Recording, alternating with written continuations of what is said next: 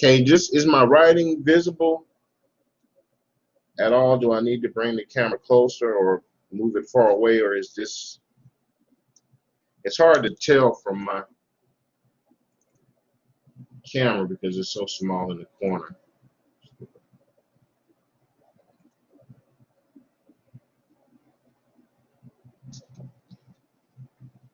Okay. All right, thanks.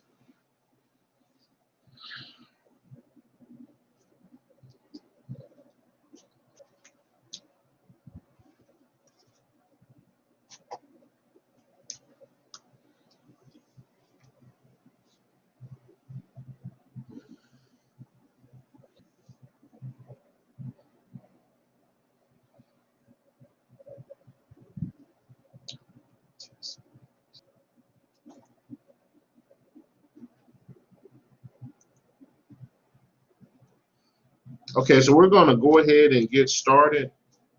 And what we're going to do in this section today, is take a look at the chapter 1 and 2 review. The test for this chapter is Monday, the 31st. So what we'll do is we'll review some of the definitions and terms in chapter 1 and 2, and we'll also take a look at the end of the class at a frequency distribution and the elements of a frequency distribution. So the things that we're gonna go over today, you're actually going to see these same things on your exam.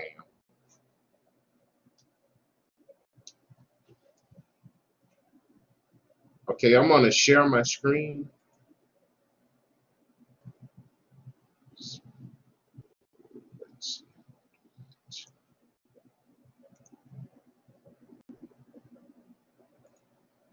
So give me a second. I'm kind of navigating through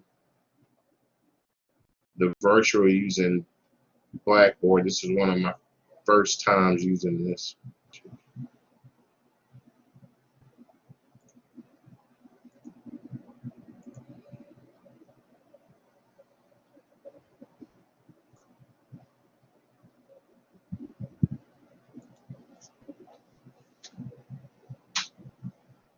All right, so when I'm actually sharing my screen, I can't actually see if you guys are chatting or not, so don't think I'm kind of avoiding your question. It's just that the only thing I can see on my screen is the PowerPoint. Okay, so we'll take a look at some definitions, and the first definitions you're going to encounter are a parameter and a statistic. Now, a parameter and a statistic, in both of these cases, they're numerical measurements, but a parameter is a numerical measurement that describes some characteristic of a population. And a population would have to be known in order for that parameter to be a statistic. For example, a parameter would be, let's just say, if you could contact every individual in the United States. And that's something that's hard to do, to contact every individual. And out of every individual in the United States, you wanted to know how many had black eyes. And once you take a count of everybody who has black eyes, whatever color eyes you're examining at the time, that would be a parameter, because that number was taken from the entire population, which was known. And a lot of times it's hard to obtain parameters because it's impossible to sample the entire population. Next, there's a statistic. And again, a statistic is a numerical measurement, but it describes the characteristic of some sample. Here's an example where you will use Aiken Tech, and we'll use black eyes again. Everyone at Aiken Tech was, if you're trying to find the number of students in universities that have black eyes, and if you were to take a sample of the students at Aiken Tech, right, which is a representative of one of the many schools and universities, and if you were to take all of the people with black eyes at Aiken Tech, that would be representative of a sample, okay, because that measurement was taken from a sample of just one piece of the pie and not the whole pie as far as population. Okay. Now, there's two types of data that we're going to talk about in the course. There's quantitative data and qualitative data. Quantitative data consists of numbers or counts. An example would be the weights of supermodels, because weight is an actual physical number. Qualitative data is data of characteristics or attributes or something. For example, gender, male or female, would be an example of a qualitative data. Being male or female is not a number. All right, so quantitative data consists of numbers, and qualitative data consists of attributes or characteristics. Next, we have discrete and continuous data. Discrete data results when the data values are quantitative and the number of values is finite or countable. So here would be an example of the people that are watching this video now. How many of people are right-handed? So let's just say I believe there were 8 people that were logged in. Let's just say that 5 of us are left-handed. We can count the number of people in our sample. And from that, we can actually count the number of right-handed people. So there's no in between. There's either 5 right-handed people, 6 right-handed people, so on and so forth. So that type of data is discrete data. And the example on the slide says the number of tosses of a coin before getting tails. Right, that's a finite or countable number. However, continuous data is still numerical, but it results in infinitely many possible quantitative values. For example, between 0 and 1 on a number line from 0 to 1, there are actually infinitely many values between 0 and 1. You can have 0.001, 0.00001. You can have 0.011, and so on and so forth. So there's infinitely many numbers between 0 and 1. And that infinitely many type data constitutes continuous data. So here's an example. The length of distances from 0 to 12 centimeters. Right, there's infinitely many numbers between 0 and 12. So that would be considered to be continuous data. Another example of continuous data would be the weights of cars, let's say. The reason why the weight of cars would be continuous data is for the simple fact every car weighs differently. One car can be a fraction different from the weight of the same exact vehicle. Right? So that would be example of continuous data. Okay, next we'll talk about levels of measurement, and there's 4 levels of measurement. There's nominal, ordinal, interval, and ratio. Nominal data is categories only. Examples would be survey responses of yes, no, undecided. Ordinal data are categories with some order. So, for example, course grades, A, B, C, D, F, those are in order. So those are considered to be ordinal data. Interval data, differences, but no natural 0 point.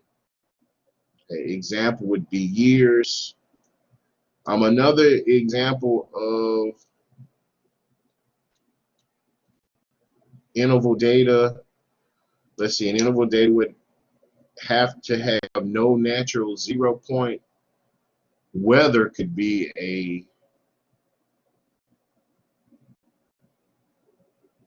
example of interval data, because on the weather scale, we do go from negative to positive, and there is a 0, but it's not an actual 0, because 0 degrees doesn't actually represent absolute 0, if that makes any sense. All right, last we have ratio data. Its differences has a natural 0 point. An example would be class times of minutes and 100 minutes. Okay, next we'll take a look at the basics of collecting data, and we'll take a look at how a couple of ways of how data are collected. And they're collected in one of two ways, either by observational studies or experiments. And in an observational study, you simply observe the measurements you're trying to measure. Okay? You don't physically involve yourself with an observational study. You basically sit back from afar and just record whatever you're studying. An experiment, you are physically involved. You apply some treatment, so you're physically inserting yourself into an experiment. You need to proceed to observe the effects on individuals. It says that the individuals in experiments are called experimental units, and they are often called subjects when people are involved. So here's the ways to collect data from observational studies. You can use a cross-sectional study, and I'll just briefly touch on these here. In a cross-sectional study, data observed, measured, collected at some time, but not over a period of time. Retrospective, the data are collected from past. You can actually go back in the past from old record interviews and so on to collect data. And then there's prospective, and the data is collected in the future. When you collect data, you want to collect the data such that it's random. And we'll talk more about random and why things should be random. But as we start this statistics course, you want your sample to be random. If your sample is not random, then you may have what's called bias in your estimate. And bias means that your estimate may be flawed, okay, or biased.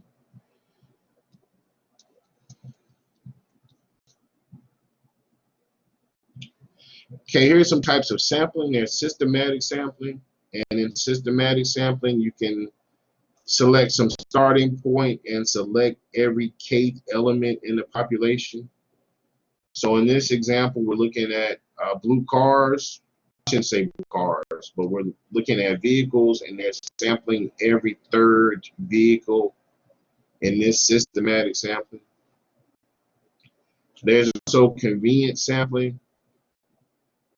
And convenient sampling is just data that's real easy. Okay. As in the photo in the, seems like this person is sort of collecting information from people passing by. And as we'll see as we get later, later in the course, that convenient sampling may in fact produce some biased estimators, simply because the sample is not truly a random sample. Stratified population means that you split the population into groups, and you basically select from each group or subgroup. We have cluster sampling. The population is divided into sections, and you randomly those sections or clusters. That's a cluster sample. And last is multi-stage sampling. And in multi-stage sampling, that particular data goes through multiple samples. And each sample stage can be different. And lastly, we have a frequency distribution. And we're going to look at this. I have a data set. We're going to look at the data set. From the data set, we're going to construct a frequency distribution. From the frequency distribution, we're going to pull out some information such as class widths, midpoints, boundaries, and that sort of thing. But a frequency distribution shows how data are partitioned among several categories or classes by listing categories along with the number, and the frequency is a number. It would be, the frequency would be the number of data values in each class. And we'll see that in just one second. So here are the definitions that follow. We have lower class limits, and we're actually going to find these things in the example. And a lower class limit is the smallest number that a class can belong to. An upper class limit is the largest number that can belong to a class. The class boundaries are numbers that separate the classes but with no gaps. And there are gaps between the lower and upper limit, but there are no gaps between the class boundaries. We have the class midpoints, and the midpoint value is the middle of each class, and it's usually by taking the upper and lower limit and dividing by 2. And lastly, we have the class width.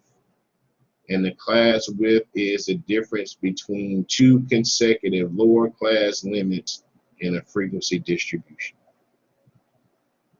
All right, so let's take a look at an example. All right, so here are the statistic test scores for 40 students. Right, so this data was taken from the statistics course. And what we're going to do is we're going to set up a frequency distribution. Since we're talking about letter grades, and normally letter grades are on a 10-point scale, we're going to use these classes, 40 to 49. So for this first class, my lower limit is 40, my upper limit is 49. 50 to 59, 60 to 69, 70 to 79, 80 to 89, and 90 to 99. The reason why we're using these particular classes, because if we look at our data set, the lowest number in our data set is a 40-something number. So look, we have a 47, we have a 45. So we begin our frequency distribution at 40. And you want to keep a note that this is a 10 class width. We'll talk about that in just a second. 40 through 49 actually represents 10 items. So if you were to merely subtract 49 minus 40, you would get 9. But that would not give us the true class width, because between 40 and including 40 and 49, there are 10 numbers.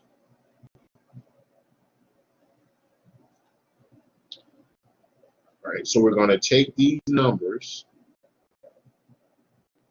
Okay, and I know you may not have this data, but I'm going to summarize this in just a second.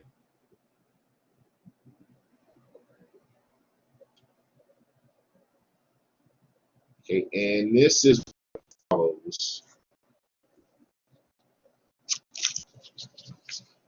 All right, we have our classes, and with each class we have the frequency. So what this means is between 40 and 49, the frequency is 3. So therefore, there were 3 students who scored within this class. Right. So if I go back to the data set for just 1 minute, we see there was a 47, there was a 45, and a 43. Those are the 3 observations. Between 50 and 59, there were 6 observations. So I can go back to the data set and I could find those 6 observations. Between 60 and 69, there were 6. And between 70 and 79, 11. Between 80 and 89, 9. Between 90 and 99, there are 5 observations. And once again, the total number of observations was 40, right? Because there were 40 test scores. All right, so just take it 1 second to write down this frequency distribution, and I'm going to write it down as well. And we'll just kind of list out some of those previous terms. We'll find the lower class limits, we'll find the upper class limits, we'll find class width, the mid, and the class boundaries.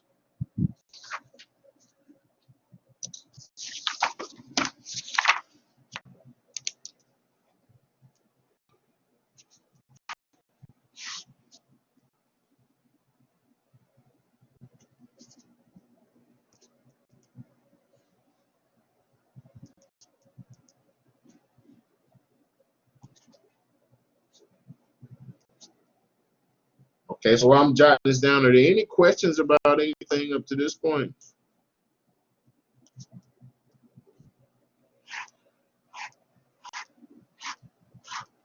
Okay, 3, 6, 6.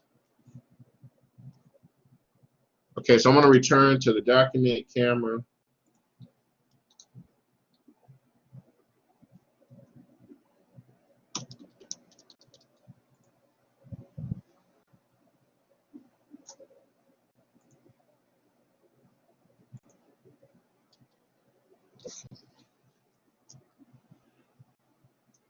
All right, can everyone see my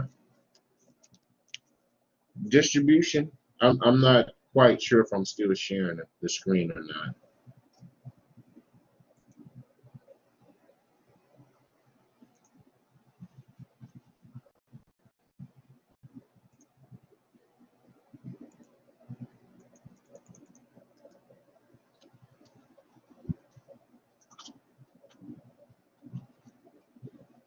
Okay, thank you. Let me stop sharing my screen.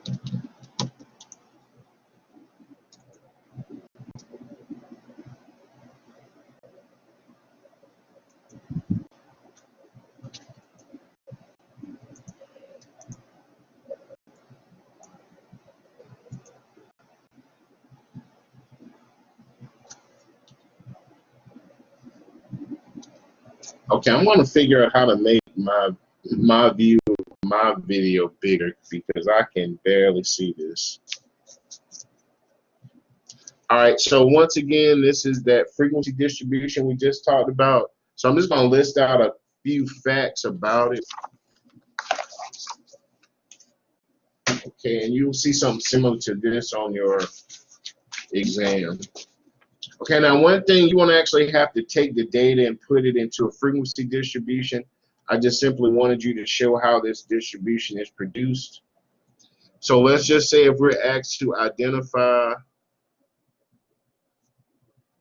the lower class limits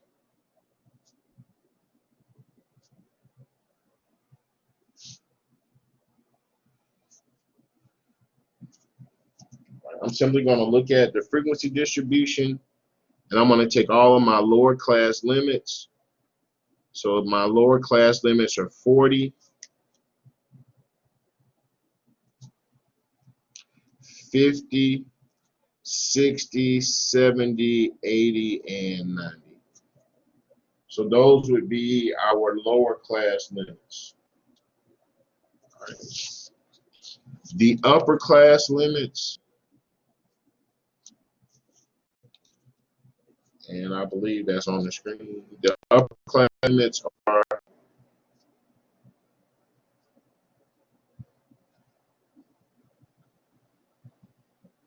49, 59, 69, 79, 89, and 99. Right, so those would be our lower class limits. Next, we'll find the class width.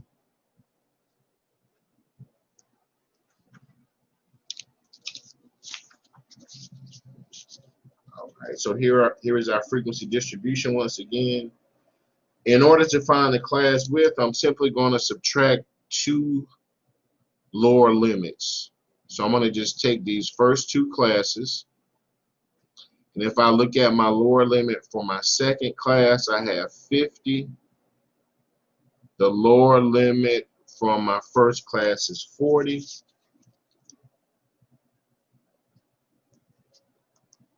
So I get 10. Right. So my class width is 10.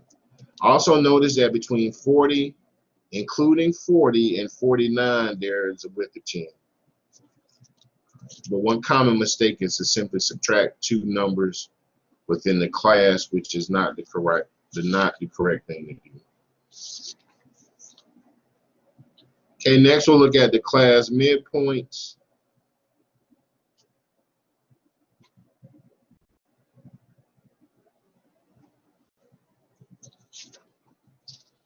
So in order to find the class midpoint, I'll simply add upper limit, add the lower limit, and divide by 2.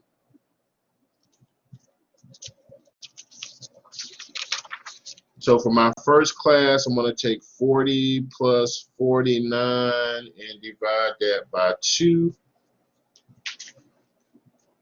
And this is still on the screen. And I should get 44.5. And that would be my midpoint from my first class. To find the midpoint for my second class, I'll do the same thing. I'll add up the class limits. And I get 54.5.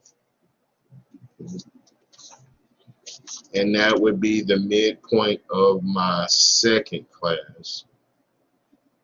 So the midpoint for the third, fourth, fifth, and sixth, and they're basically going to follow the same pattern. So I would have 64.5, 74.5, 84.5, and 94.5.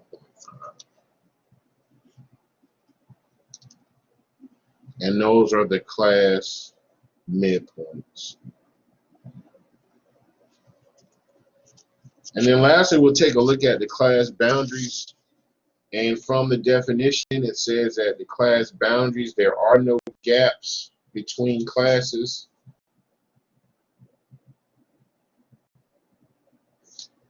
So if I go back to my data set, notice between my first and second class, there's a gap of 1, because it doesn't flow into the next class, right? There's a gap of 1. Here's how you find the class boundaries.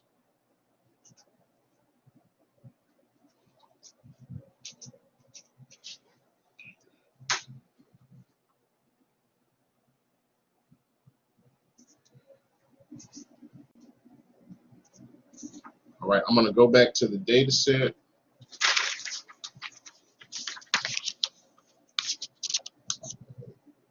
And on the data set, I'm going to take the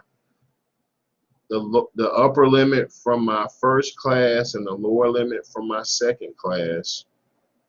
And I'm going to figure out the midpoint between these two numbers. So I'm going to take 49 plus 50, and I'm going to divide by 2, and I get 49.5.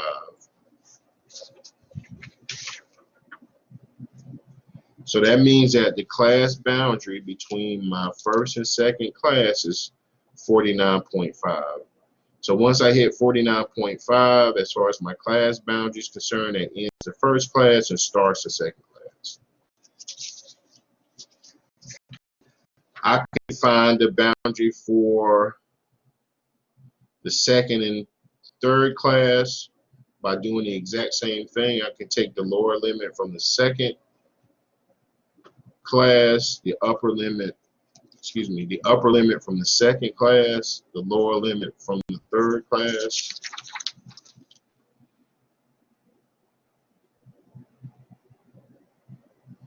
So that's 59 plus 60 divided by 2, and we get 59.5. So here's how my class boundaries will lay out. We have 39.5, 49.5, 59.5, 69.5, 79.5, 89.5, and 99.5.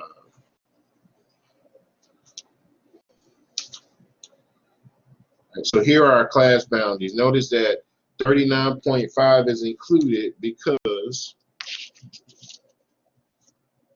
it's a class boundary, the start class boundary for our first class. And then notice that 99.5 is included. It's the last class boundary.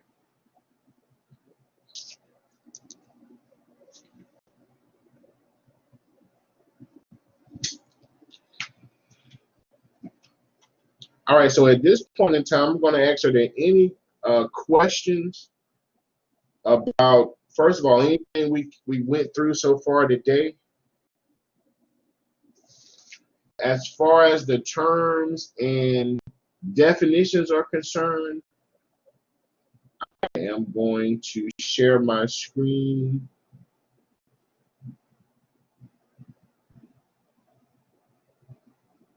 Once again,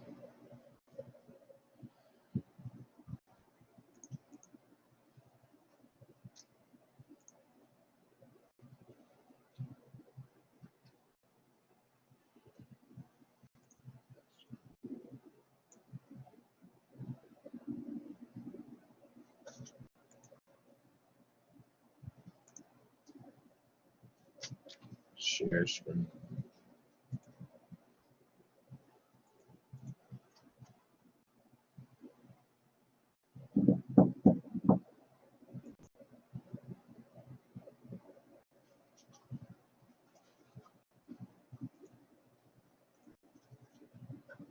All right, and if I go into this video lecture section,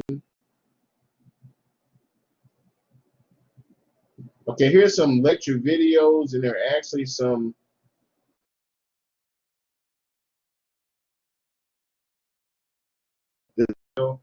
so before you take the test on Wednesday, I would take a look at these particular videos for chapter 1 and for chapter 2. But the things I went through in the virtual class a minute ago, you'll see those things on your first test.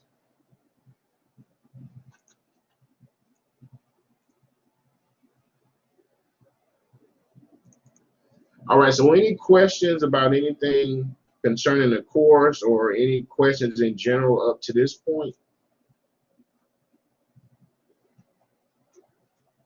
Okay, well, today I was experimenting with, how did I get 39.5? Okay, I do have a question. The way I get 39.5 and 99.5 for the class boundaries, I'm going to pull up the data set once again.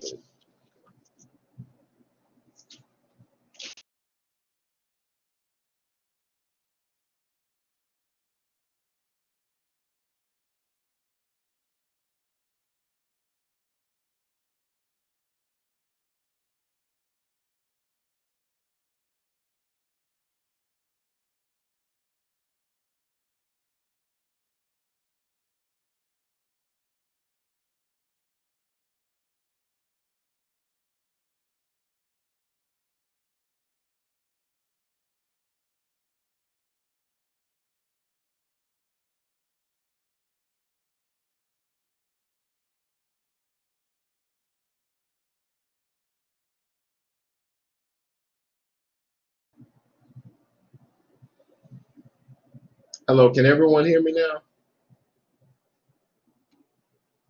Okay, sorry about that. I don't know what just happened to my connection. All right, so I'll kind of go back through the last part.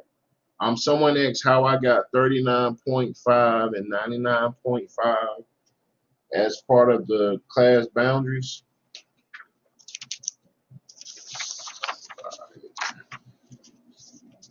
All right, so when I did the class boundary calculation, I initially took the upper class limit from the first class and the lower class limit from the second class. I added those together, divided by 2, I got 49.5. All right, but notice my data set actually extends beyond this. So if I use 49.5, I'm not capturing my numbers in this first interval. I did the same thing for the second calculation. For the second class boundary, I got 59.5. Notice that if I were to use that pattern, I'm going to get everything except for the very first and the last class boundary. Right? So in order to account for that, right, because without that we would be missing the data counts in the first and the last class. You have to extend that beyond the first and after the last class. So notice that there was a 0.5 gap, well not a gap, but there was half a point between each class. So I simply extended that before my first class, so I have 39.5 because everything has to be even to 49.5. And that 49.5 would be the split between the first and second class. Then you have 59.5, and you get 99.5 by adding 0.5 to the upper class, to the upper limit in your last class.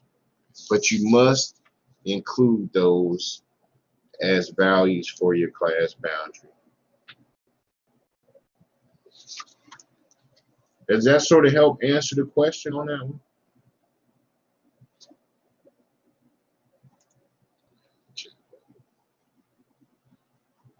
All right, any other questions about anything so far?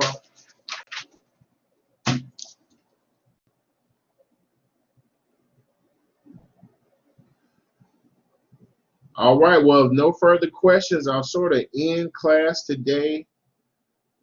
This class went, on my end, I guess it went well. The only thing is I can't actually see what I'm writing.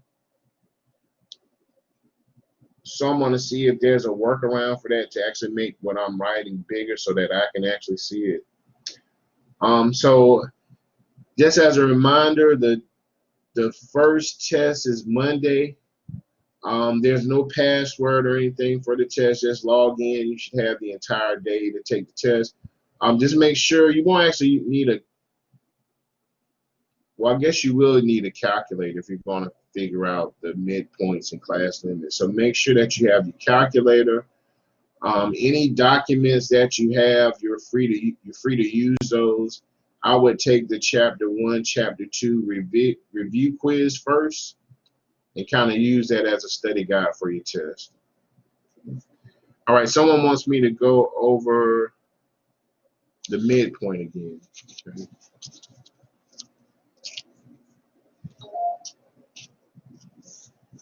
All right, in order to find the midpoint,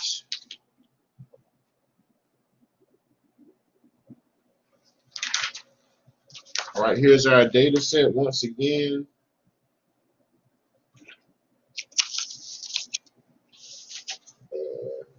Okay, here was the midpoint calculation. So in order to find the midpoint, you would take the lower limit plus the upper limit, and you would divide by 2. All right, for example, in order to find the midpoint for this first class, I added 40 plus 49.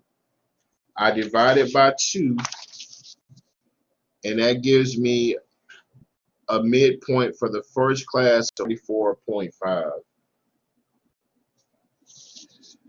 To find the midpoint for my second class, I added the lower limit plus the upper limit, 50 plus 59 divided by 2, and I got 54.5. Now, I didn't actually perform that calculation per se for the rest of the classes, but what I did was I used the fact that the class width was 10. So once you find your midpoint, in order to find the midpoint, actually calculating out this way, you can take your midpoint from your previous class, you can add 10. So if I want to find the midpoint for my next class, I can take the 54.5 and add 10 to get 64.5. And that would be the midpoint for my third class, right? And that would be the same as adding 60 plus 69 and dividing by 2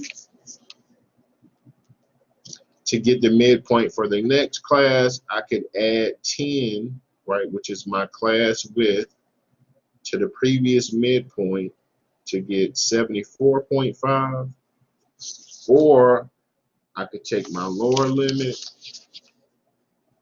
plus my upper limit and divide by 2. For my next midpoint, I could either add 10 to the previous midpoint to get 84.5, or I could add my upper and lower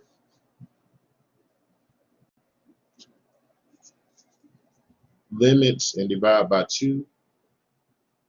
And for the last class, I could either add 10, right, and that would give me 94.5, or I could add my upper and lower limit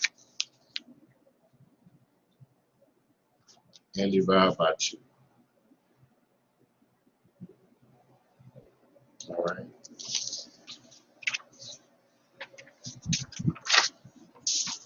All right, and someone says, could I go over the terms?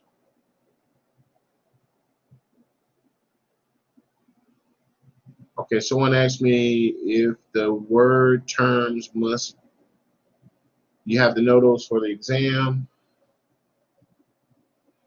As far as the exam is concerned and the terms, you won't necessarily have to know those terms per se. As far as the terms are concerned, I want to see if I can share my screen. Let me see how this is going to work.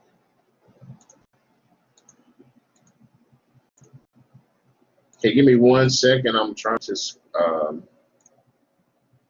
share the screen.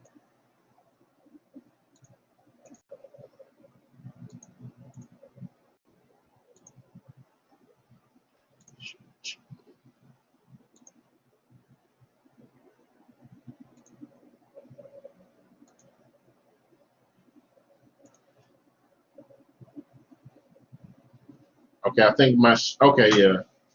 I'm going to go back into, this is actually the video lecture section. As far as these terms are concerned, you will need to know the terms. You'll be given a situation, and just based on the situation, you'll be asked to, classify if a number is nominal, ordinal, interval, ratio, that sort of thing. As far as the terms are concerned, I would suggest you look at the video section. And each one of these things are like 2 or 3 minutes short, but they go into detail a little bit more detail than I did as far as explaining the terms and definitions.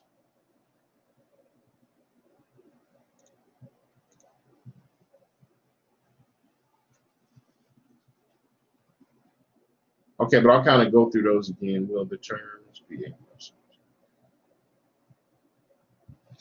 Yes, and when you find the midpoint, you always divide by 2. Okay, that's always. Practice quizzes on Pearson. The practice quizzes are on my math lab. I'm going to see if I can bring that up.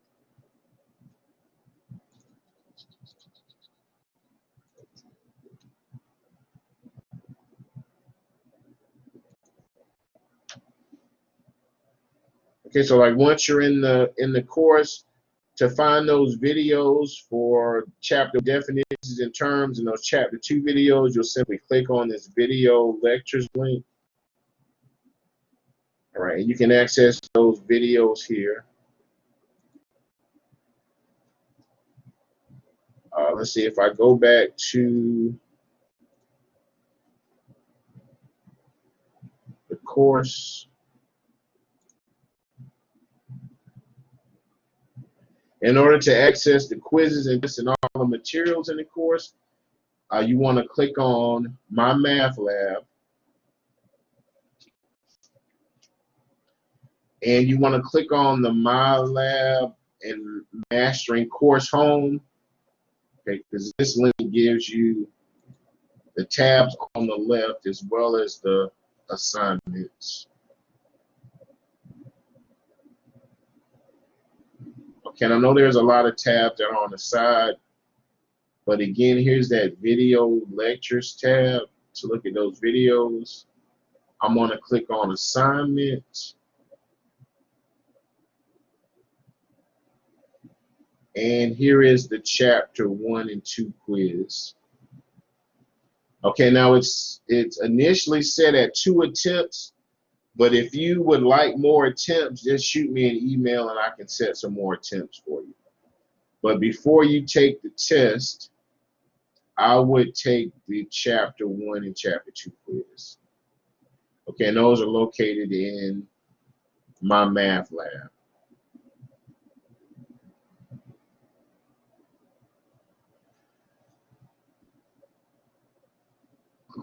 Okay, I'm reading through the comments. Can you go with that? The practice quizzes. Okay, someone said that the screen is froze. Let me stop sharing.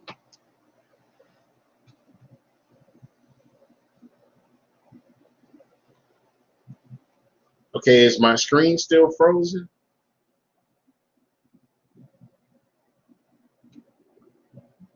Okay. All right, so any other questions or concerns?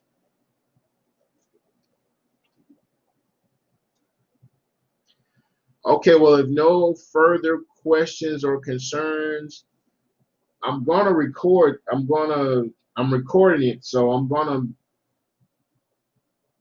post the video, and I'm still playing with this, so you may have to give me a minute or two before the video actually posts up, but I'm gonna post this video later. If you have any questions about any of the problems per se, just send me an email, and I'll kind of respond to those through the video for homework problems, if you have any. Okay.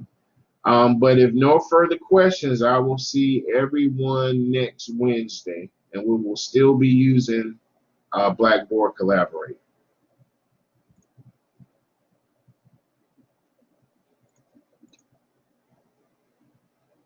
Okay, everybody have a good afternoon. Stop.